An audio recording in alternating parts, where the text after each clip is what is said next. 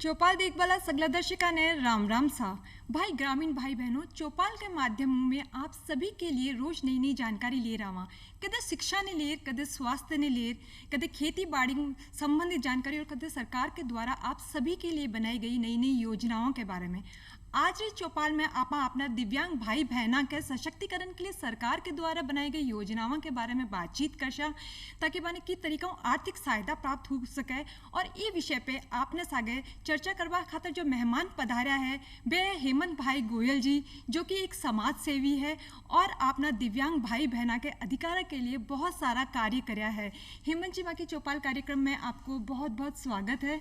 हेमंत जी, आप आज आप अपने दिव्यांग भाई बहना के सशक्तिकरण की बात कर रहे हैं, जिसमें आपको खुद को बहुत बड़ा योगदान रहा, बहुत सारा कार्य भी पाने के लिए करा हो। तो सब पहले वो जानना बहुत ज़रूरी है कि दिव्यांग सशक्तिकरण आखिर है कहीं। देखिए, दिव्यांग सशक्तिकरण की बात हम करते हैं तो दिव्यांग व्यक्तियों के सामाजिक, आर्थिक, सांस्कृतिक और शारीरिक विकास के रूप में हम इसको सशक्तिकरण को देख सकते हैं। होता क्या था कि आज से एक दशक पूर्व इनके दिव्यांग कल्याण की बात, दिव्यांग कल्याण की अवधारणा के साथ सरकार योजनाएं और कार्यक्रम बनाती थी। लेकिन अब समय बदला है। अब दिव्यांग सशक्तिकरण की अवधारणा के साथ इनके लिए योजनाएं बनाई जाती हैं। हालांकि 1995 में दिव्यांग अधिकार अधिनियम पारित हुआ था, लेकिन चूंकि समाज की सोच उस समय ये थी कि भाई दिव्यांग व्यक्ति है, घर से निकल के क्या करेगा, घर में ही रहे। अगर मंदिर में दर्शन करने की क्या आवश्यकता, घर में ही बैठ के मंदिर में दर्शन करें। सिनेमा हॉल जाने की क्या आवश्यकता है, स्कूल जाने की क्या आवश्यकता है। मतलब ये था कि वो दया और सहानुभूति का पात्र था, खाना खाए और घर में रहे।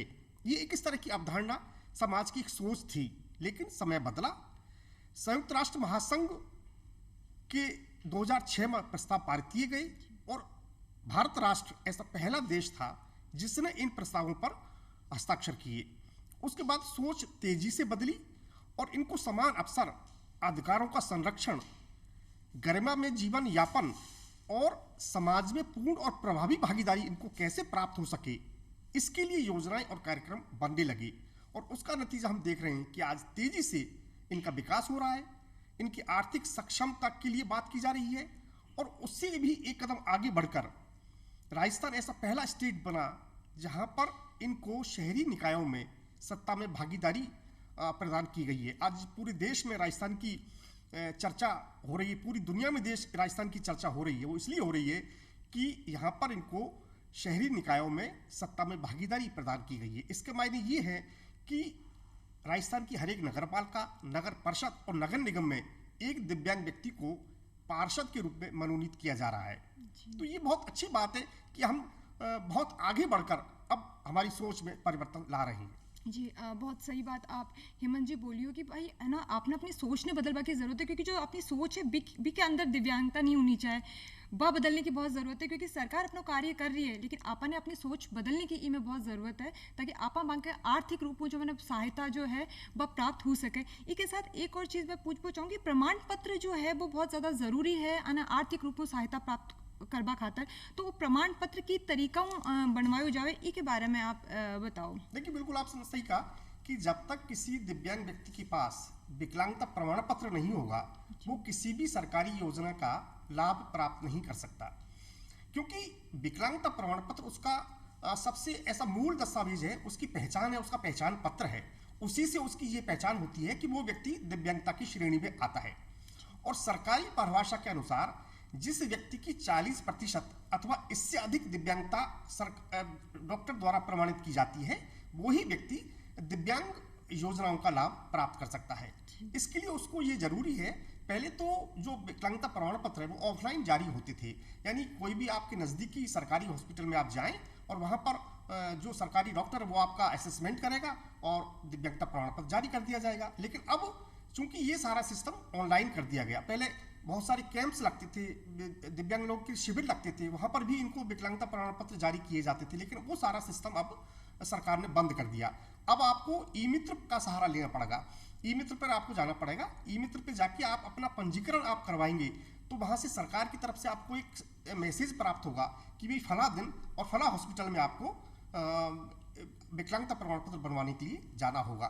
और इसके लिए ये जरूरी है कि आपके पास जनाधार कार्ड आपके पास होना चाहिए, आपके पास आय प्रमाण पत्र होना चाहिए, आपके पास जाति प्रमाण पत्र आपके पास होना चाहिए। ये सारे दस्तावेज आप ई मित्र के पास लेके जाएं, पंजीकरण करवाएं और वहां पर आपको ये ऑनलाइन ये विकलांगता प्रमाण पत्र प्राप्त होगा जी। इसके लिए मैं आपको ये भी बता दूं कि इसका कोई शुल्क नहीं लिया जाता।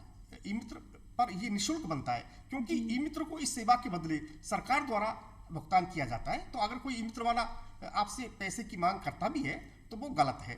और अगर हॉस्पिटल में जाने के पश्चात भी आपको इस विकलांगता प्रमाण पत्र बनवाने के दौरान, इस प्रक्रिया के दौरान कोई जांच अगर करवानी होती है तो वो भी जांच सरकार द्वारा निःशुल्क की जाती है। यानी पूरी तरह से विकलांगता प्रमाण पत्र सरकार द्वारा निःशुल्क जारी किया जाता है। जी, मतलब कि जो 40% या 40% अधिक विकलांग है तो बाने ही जो ये सुविधा है प्राप्त हो सके। बिल्कुल जो उन्हीं हमने को ये योजनाएं का लाभ मिल पाएगा। जी। और जी हाँ, मतलब इको कोई कैंप वैम्प लागे कि मतलब कोई चार कैंप में भी अगर आप जांच करवा ले वहाँ, तो इस तरीके की कोई सुविधा कोई नहीं? नहीं, अब नहीं कर सकते। पहले मैंने आपको जैसा निवेदन किया कि पहले इस तरह के कैंप्स लगते थे, उन कैंप्स में भी इनको विकलांगता प्रमाण पत्र मौके पर ही जारी किया जाता था। लेकिन अब ये सारी सुविधाएं सरकार ने खत्म कर दी, क्योंकि अब उनको ऑनलाइन, मतलब आपको हॉस्पिटल में तो बाद में जाना है, आप पहले ई मित्र पे, आपके नजदीकी ई मित्र पे जाएं। आज तो गांव ढाड़ियों में ई मित्र केंद्र खुल चुके हैं, वहां पर आप जाएं और अपना पंजीकरण करवाएं और आपको वो विकलांगता प्रमाण पत्र ऑनलाइन ही प्राप्त होगा। इससे क्या होगा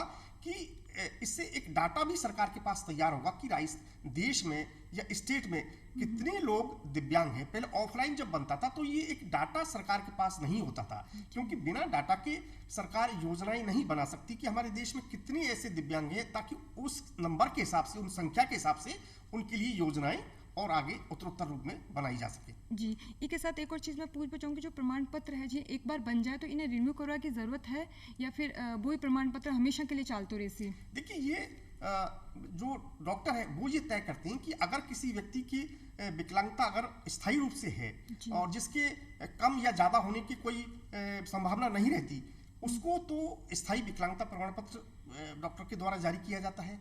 लेकिन अगर ऐसी कोई विकलांगता है जिसके ठीक होने के चांस हैं या विकलांगता के प्रतिशत में कमी अथवा अधिक होने की संभावना है, उनको ये कुछ अवधि काल के लिए प्रमाण पत्र जारी किया जाता है। तो जैसे आपने कहा कि जिनको रिन्यू करवाना है वो भी अब ई मित्र पे जाकर ही उनको पंजीकरण करवाना होगा और उनको अपना जो पुराना जो प्रमाण पत्र है वो भी ई मित्र वाले के यहाँ देना होगा, ताकि वो उस पर सिस्टम पे अपलोड किया जाता है। और कई बार तो रिन्यूअल के केस में उसको हॉस्पिटल जाने की आवश्यकता नहीं होती दिव्यांग व्यक्ति को, वो ऑनलाइन ई मित्र पर ही आप उसका प्रिंट डाउनलोड कर सकते हैं। मतलब हेमंत जी, आप ये कह सका कि भाई जो 40% या भी ज़्यादा विकलांग है बाने ही ये आर्थिक रूप में जो सुविधा है वे प्राप्त हो सके। साथ ही के लिए बहुत साधारण सो तरीकों है कि आपने ई मित्र पे जानो है और बटे जार भी के लिए आपने पंजीकरण करनो है। इसके साथ हेमंत जी एक और चीज़ में मैं आपको ये भी एक सलाह आपके इस प्रोग्राम के माध्यम से देना चाहूंगा हमारे दिव्यांग भाई बहनों को, कि वो जब हॉस्पिटल जाते हैं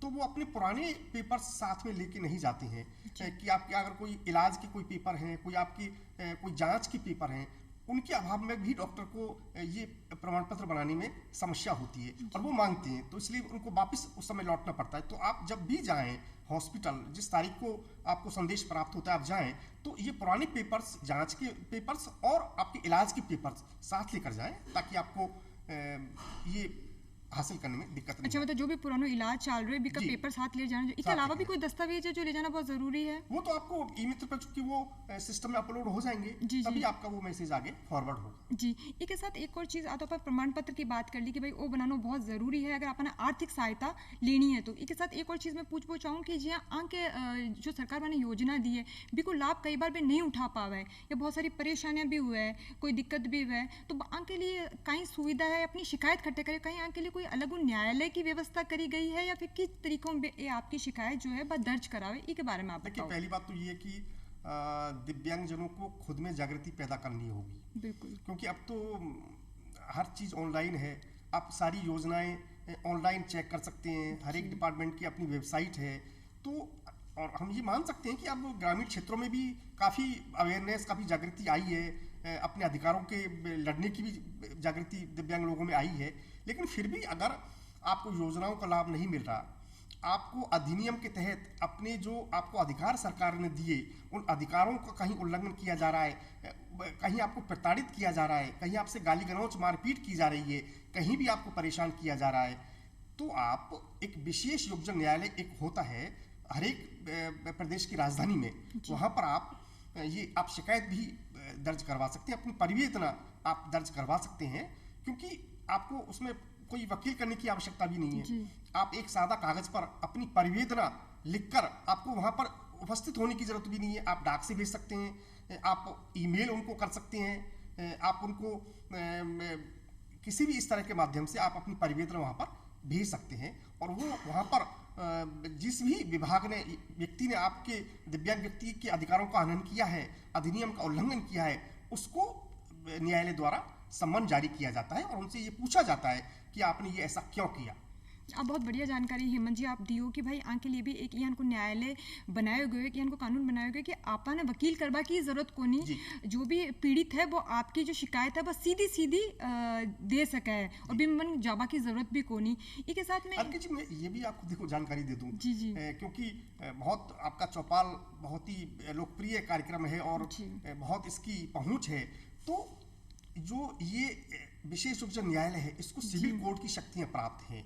इसके मायने ये है कि भारतीय दंड संहिता की धारा 193 और धारा 228 के तहत जो न्यायालय में जो कार्रवाई होती है वो एक न्यायिक कार्रवाई मानी जाती है। तो इसलिए आप ये मान के चलिए कि न्यायालय इतना सक्षम है कि आपके अधिकारों का कहीं उल्लंघन हो रहा है, अधिकारों के आपको नहीं मिल पा रहे हैं, तो न्यायालय में आपको शिकायत करने के बाद इन अधिकारों को प्राप्त करने में आसानी होगी। जी इसके साथ हेमंत जी में एक और चीज़ पूछूँ कि जहाँ ग्रामीण क्षेत्र में रोजगार के लिए अपना दिव्यांग भाई बहना के लिए कई सुविधा है, इसके बारे में आप बताओ। देखिए ये सही है कि दिव्यांग व्यक्तियों के सामने अशिक्षा भी है, बेरोजगारी भी है, आर्थिक संकट भी है, लेकिन सरकार इनके सर्वांगीण विकास के लिए बहुत सारी कार्यक्रम योजनाएं बनाती है। ग्रामीण क्षेत्रों में एक महानरेगा योजना होती है, ये योजना ग्रामीण क्षेत्र के लोगों के लिए संजीवनी साबित हो रही है और हमारे दिव्यांग लोगों के लिए भी सरकार ने ये इंतजाम किया है कि उनको विशेष प्राथमिकता के साथ वहाँ पर रोजगार सरकार के द्वारा प्रदान किया जाता है। आप जो भी आपकी संबंधित ग्राम पंचायत है वहाँ की सचिव के पास जाएं, वहाँ पर एक आवेदन आपको करना होगा और उनको बताना होगा कि मैं दिव्यांग व्यक्ति हूँ, मुझे रोजगार चाहिए, तो आपको रोजगार मिलेगा। और राजस्थान में तो और एक कदम आगे बढ़कर इन दिव्यांग व्यक्तियों को अतिरिक्त रूप से 100 दिन का रोजगार दिया जा रहा है, यानी अगर किसी सामान्य व्यक्ति को उससे 100 दिन और अधिक इनको दिव्यांग व्यक्तियों को रोजगार दिया जा रहा है, तो ये इस तरह से वहां पर नरेगा में रोजगार प्राप्त कर सकते हैं।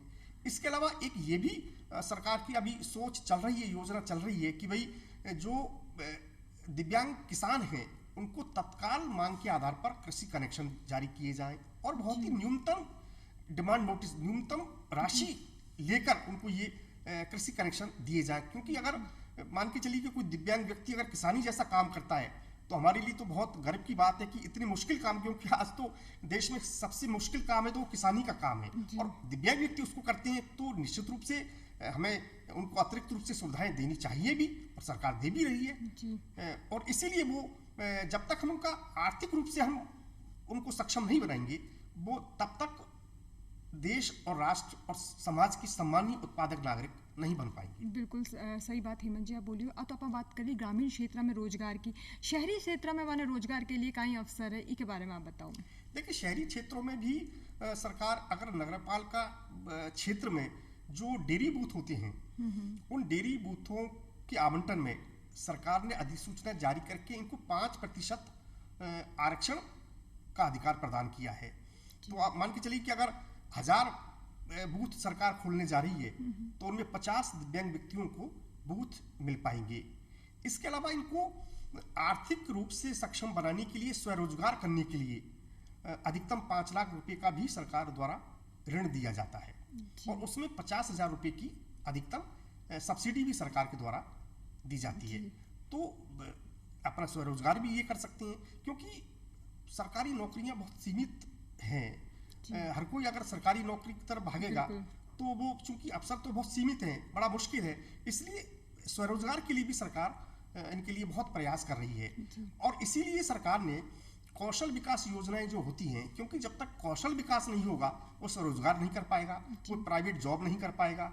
तो इसके लिए भी सरकार ने कौशल विकास योजनाओं में इनको 5% सीटों का आरक्षण किया है। यानी जो राजस्थान की कौशल विकास और आजीविका विकास निगम है उसके द्वारा जो संचालित प्रशिक्षण केंद्र हैं वहां पर इन दिव्यांग व्यक्तियों को 5% सीट आरक्षित रहेंगी। तो ये भी एक सुविधा का लाभ हमारे दिव्यांग साथी प्राप्त कर सकते हैं। जी हेमंत जी, अभी आप जो स्वरोजगार की बात करी हो कि सरकार है ना स्वरोजगार के लिए भी लोन देवे है, तो ये लोन की जो प्रक्रिया है वह कहीं है कि तरीकों ये लोन प्राप्त कर सके है बैंकों, इसके बारे में आप बताओ। देखिए, लोन का आप जो फॉर्म है वो जिला समाज कल्याण अधिकारी के यहाँ से प्राप्त कर सकते हैं जी।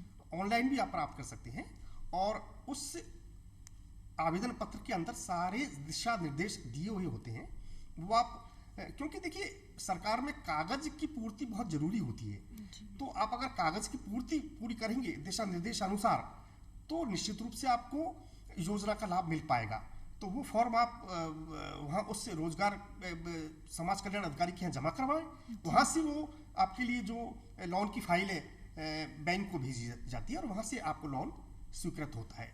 फिर भी मैं आपको बार बार हमेशा ये निवेदन करता हूँ कि अगर आपको कहीं भी कोई दिक्कत होती है योजनाओं का लाभ प्राप्त करने में तो आप विशेष उच्च न्यायालय में इसका परिवाद दर्ज भी करवा सकते हैं। जी, तो जी लोन लेबा खातिर कहीं कहीं दस्तावेजों की आवश्यकता पड़े, इसके बारे में आप बताओ। देखिए, ये आप मान के चलिए कि किसी भी योजना का लाभ लेने के लिए सबसे पहले आपको विकलांगता प्रमाण पत्र की आवश्यकता होती है, आधार कार्ड की आवश्यकता होती है, जनाधार कार्ड की आवश्यकता होती है, बैंक में खाता आपका होना जरूरी है।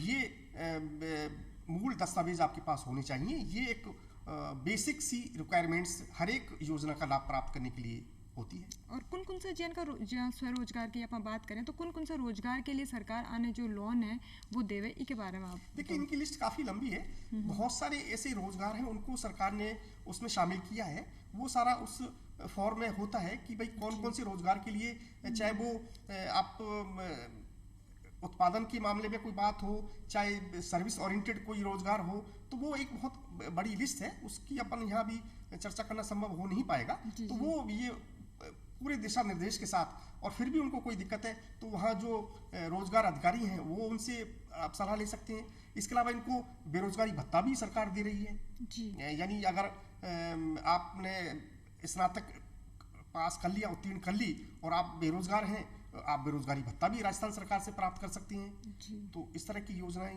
भी सरकार द्वारा चलाई जा रही हैं। जी हेमंत जी, आप तो जी जो आपने विकलांग भाई बहन आंके लिए बहुत सारा कार्य भी करा हुआ, के सशक्तिकरण में भी आपको बहुत योगदान रहे हो, तो थोड़ा सा कोई यानी की चीज़ यानी इनकी कोई घटना आप मांग साझा करवा जाओ माँ के दर्शक हूँ तो आप बताओ। देखिए, मैं तो वैसे 22 साल से काम कर रहा हूँ। चूँकि मेरा खुद का बेटा दिव्यांग है तो मेरी हमेशा ये सोच रही, मैंने हर एक दिव्यांग में अपना बेटे की झलक देखी और इसीलिए मैंने ये संकल्प ले लिया कि मैं किसी भी दिव्यांग से एक पैसा भी प्राप्त नहीं करूंगा, चाहे मैं उसका कितना ही उसको कोई लाभ दिला पाऊं। और उस संकल्प पर मैं आज तक कायम हूं। अभी हाल ही में हमने जो एक बहुत बड़ा काम, एक बहुत बड़ा फैसला सरकार से करवाया वो ये था कि इनको सत्ता में भागीदारी मिल पाई है। क्योंकि मेरा ऐसा मानना है कि जितनी भी योजनाएं बनती हैं, जो नियम बनते हैं, जो अधिकार इनको प्राप्त होते हैं वो विधायिका से प्राप्त होते हैं। वो सारी योजनाएं इनको विधानसभा, लोकसभा, चाहे शहरी निकाय चाहे ग्रामीण निकाय, वहाँ पर इनके लिए वो पारित होते हैं। तो हमने ये कोशिश करी कि इनकी जब तक सत्ता में भागीदारी नहीं होगी इनका वास्तविक रूप से सशक्तिकरण नहीं हो पाएगा। और इसके लिए हम एक दशक से इसके लिए हम प्रयास कर रहे थे और अभी हाल में इनको राजस्थान में शहरी निकायों में सत्ता में भागीदारी का अधिकार इनको दिया। इसके मायने ये हैं कि राजस्थान में आप मान के चलिए कि 213 नगर पालिका, नगर परिषद और नगर निगम है। वहाँ हर एक में एक दिव्यांग व्यक्ति को पार्षद के रूप में मनोनीत किया जाएगा। ये बहुत बड़ा फैसला, क्रांतिकारी प्रगतिशील फैसला है और देश दुनिया में आज राजस्थान की चर्चा हो रही है। और मैं आपको एक चीज और यहाँ कह सकता हूँ कि राजस्थान देश में दिव्यांग अधिकारों के मामले में एक मॉडल स्टेट के रूप में जाना जाता है, एक पायनियर स्टेट के रूप में जाना जाता है। तो ये एक बहुत ही क्रांतिकारी फैसला है। तो देखिए, आज हर एक नगर पालिका, नगर परिषद, नगर निगम में जब दिव्यांग पार्षद के रूप में बैठेगा तो वहां पर अपने दिव्यांग साथियों की पेंशन के लिए स्वीकृति करवा सकेगा। सरकार जो शहर में जो योजनाएं विकास की बनती हैं उनमें दिव्यांगों की विकास की योजनाएं भी वो पार्षद शामिल करवा पाएगा और अपने सैकड़ों हजारों दिव्यांग साथियों के सर्वांगीण विकास के लिए एक वो मददगार साबित हो पाएगा, ऐसा मेरा मानना है। जी हेमंत जी, अभी आप दिव्यांग पेंशन की बात करी हो, तो दिव्यांग पेंशन कहीं है ई के बारे में आप बताओ, आप पेंशन की तरीकाओं प्राप्त हुआ है और कहीं काबिलियत चाहे पेंशन के लिए। देखिए, दिव्यांग पेंशन राजस्थान में इसको विशेष योगदान सम्मान पेंशन योजना के रूप में जाना जाता है जी। और इसमें 58 साल की उम्र तक 750 रुपये प्रथमा पेंशन दी जाती है। 58 साल से ऊपर और 75 साल से कम उम्र में इनको 1000 रुपये मासिक पेंशन दी जाती है और 75 साल से ऊपर के दिव्यांग व्यक्ति को 1250 रुपये प्रतिभा की पेंशन दी जाती है। और जो लेप्रोसी क्योर्ड यानी जो कुष्ठ रोग मुक्त जो दिव्यांगजन हैं उनको 1500 रुपये की पेंशन सरकार के द्वारा दी जाती है। इसके लिए भी ये ऑनलाइन आवेदन कर सकते हैं, ईमेल पे जाके इसके लिए आवेदन कर सकते हैं और इसके लिए इनको बैंक में खाता खुलवाना पहले जरूरी है क्योंकि पेंशन सीधा बैंक खाते में जाती है। तो ये जरूरी है कि दिव्यांग व्यक्ति का बैंक में खाता होना चाहिए और जैसा मैंने पहले भी निवेदन किया कि उसके पास विकलांगता प्रमाण पत्र होना चाहिए, जन आधार कार्ड होना चाहिए, आधार कार्ड होना चाहिए, ये सारे दस्तावेज उसके पास होने चाहिए। और जो इनकम क्राइटेरिया है वो ये है कि ग्रामीण क्षेत्र में 48,000 रुपये साल की इनकम होनी चाहिए और शहरी क्षेत्र में इनकम आय प्रमाण पत्र 60,000 रुपये का उसको देना होगा। ये एक दस्तावेज साथ में होना जरूरी। राजस्थान का मूल निवासी तो हर एक योजना के लिए होना जरूरी है ही है। हेमंत जी, एक और चीज़ मैं पूछ चाहूँ आपको कि जी हाँ, अभी जो अपना छात्र है, जो युवा है, वहाँ के लिए स्कूटी योजना बनाई गई है, इसके बारे में बताओ। स्कूटी योजना का ही है कि तरीका वहाँ काम कर रहा है? देखिए, सरकार के द्वारा जो दिव्यांग युवा हैं यानी चाहे वो कॉलेज में अध्ययनरत हैं, चाहे वो स्वरोजगार कर रहे हैं, कोई जॉब पर जाते हैं, उनके लिए राजस्थान में 2000 दिव्यांग व्यक्तियों को ये स्कूटी वितरित की जाएंगी। 15 करोड़ रुपए सरकार इस पर खर्च करने जा रही है और इसके लिए जो अध्ययनरत हैं, नियमित रूप से अध्ययनरत हैं, उसका उनको प्रमाण पत्र देना होगा। लेकिन उसके लिए उनको कोई एज का बाउंडेशन नहीं है। लेकिन जो स्वरोजगार कर रहे हैं या जो जॉब पर जाते हैं उसके लिए जरूरी है कि वो 29 साल से ज्यादा उनकी उम्र नहीं होनी चाहिए। मतलब छात्रान और जो युवा है वहाँ के लिए ही आ योजना है। हेमंत जी, आप माँ चौपाल कार्यक्रम में पधारे और माँ के जो दर्शक कार्यक्रम देख रहे हैं मैंने बहुत ही बढ़िया जानकारी आप दी हो, इसके लिए आपको बहुत बहुत धन्यवाद। ग्रामीण भाई बहनों, आज चौपाल में बस इतना ही। फिर मिलशा एक नई चौपाल में एक नए विषय के साथ। तब तक के लिए राम राम सा।